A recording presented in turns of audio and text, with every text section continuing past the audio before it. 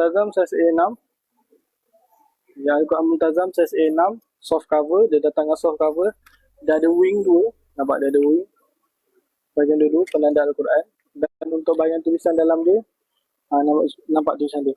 Tulisan dia memang kemas dan datang dengan terjemahan per ayat, ada waqaf dan ibtidak warna hijau dan merah, panduan tajwid berwarna di bahagian bawah dan juga nota tambahan. Jelas tak hamba Allah?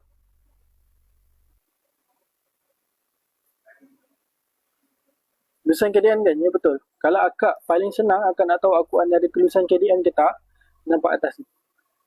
Ni. Ada stiker ni, semua Al-Quran yang ada stiker ni semua insya-Allah semua ada tulisan KDN. Yang ada stiker ni semua ada tulisan KDN. Kementerian Dalam Negeri.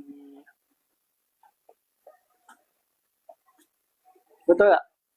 Betul tak? Betul tak? Betul kan? Terjemahan. Okey, kalau A6 tak ada terjemahan macam ni. Saiz A6.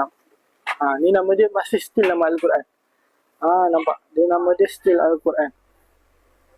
Okey. Nama dia beg nombor 7. Boleh tengok beg nombor 7. Datang dengan waqaf dan ibtidak dan juga panduan tajwid berwarna di bahagian bawah. Jelas tak?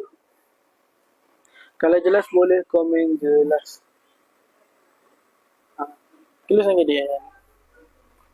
Jadi dapat juga satu ilmu hari ini, perbezaan mushaf dan juga Al-Quran. Jelas tak? Al-Quran adalah Al-Quran dia umum. Saya cakap paling senang sekali, Al-Quran ni umum. Mushaf ni bila dia dah bercampur.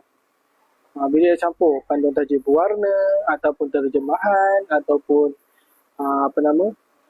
panduan tajwid berwarna, terjemahan, dia dah mula ada tambahan tu, yang tu kita panggil mushaf lah.